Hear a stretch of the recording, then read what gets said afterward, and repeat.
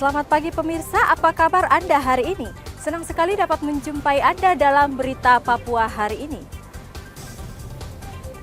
Saya Yuni Rumbarar bersama tim redaksi telah menyiapkan sejumlah berita menarik dan aktual untuk Anda. Berikut 3 berita utama.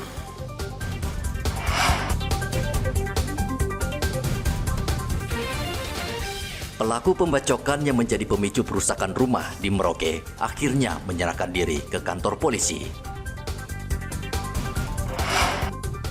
Cuaca buruk Pantai Lampu 1 Merauke, sepi pengunjung. Cabuli bocah, seorang pria Parubaya di kota Jayapura diringkus polisi.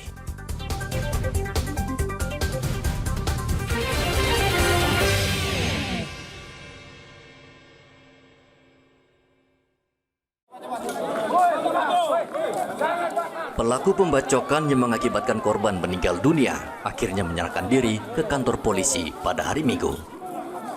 RS menyerahkan diri setelah mengetahui korban yang dianiayanya meninggal dunia. Kapolres Merauke AKBP Leonardo Yoga mengatakan polisi masih menyelidiki motif pelaku menganiaya korban. Sudah kita amankan, ya. Bukan kita biarkan, bukan. Sudah kita amankan. Bapak yang kita minta keterangan agar peristiwanya kronologis terang benderang.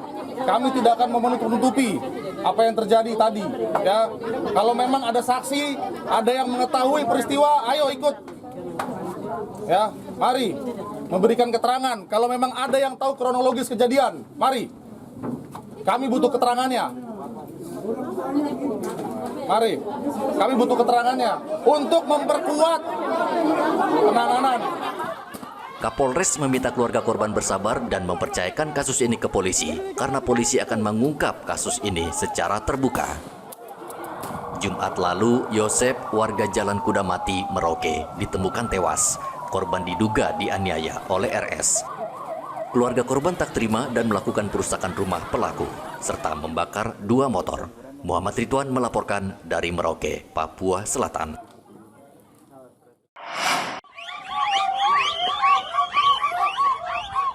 Polres Mimika akhirnya berhasil mendamaikan 2 kelompok warga yang bentrok di distrik Kuamki Baru, Mimika, Papua Tengah. Perdamaian dilakukan dengan cara adat patah panah. Patah panah sebagai bentuk damai kedua belah pihak yang bertikai. Kapolres Mimika AKBP Iko Mangbudiarta mengancam akan memproses hukum kedua belah pihak jika di kemudian hari masih tetap bertikai. Saya terima panah ini dari Bapak Riki Dolame, simbol sebagai tertutupnya saling serang. Tidak ada lagi perang. Siapapun nanti melakukan perang, saya proses hukum. Jumat lalu, 2 kelompok warga bentrok menggunakan panah. Bentrokan dipicu kasus pembunuhan pemuda. Dari Mimika, Papua Tengah, Igobat Momolin melaporkan.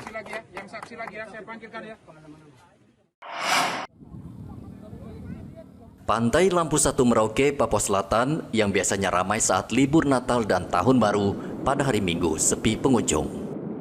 Tidak banyak warga yang lalu lalang. Begitu juga dengan tempat penginapan yang biasanya ramai saat libur panjang, kini banyak yang kosong. Kondisi sepi ini juga menyebabkan banyak usaha permainan anak-anak rugi karena tidak ada pengunjung. Kondisi ini terjadi akibat hujan deras yang turun terus-menerus akhir-akhir ini, sehingga warga Merauke memilih berdiam diri di rumah. Musim hujan ini gimana? Musim hujan Udah sepi ya? Udah berapa hari?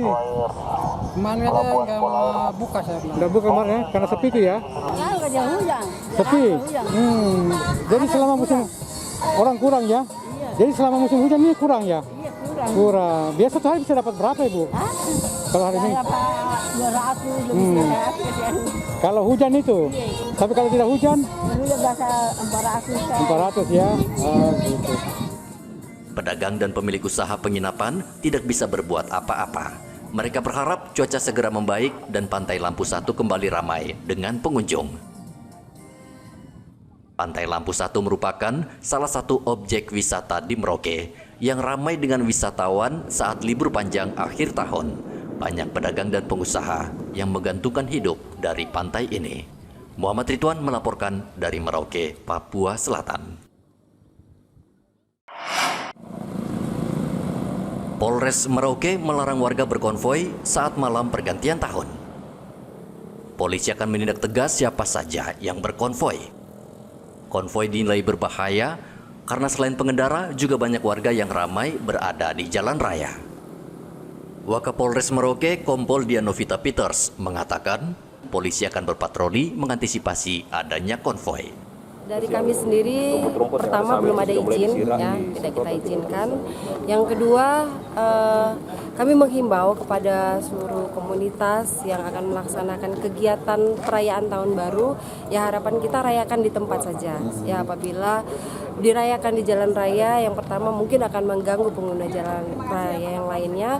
Yang kedua akan berpotensi untuk mengakibatkan terjadinya kecelakaan lalu lintas. Ya, dan itu kita tidak harapkan. Selain melarang pengendara berkonvoi, polisi juga melarang warga merayakan pergantian tahun secara berlebihan, apalagi dengan mabuk-mabukan. Warga diimbau berada di rumah dan berdoa saat pergantian tahun. Muhammad Ridwan melaporkan dari Merauke, Papua Selatan.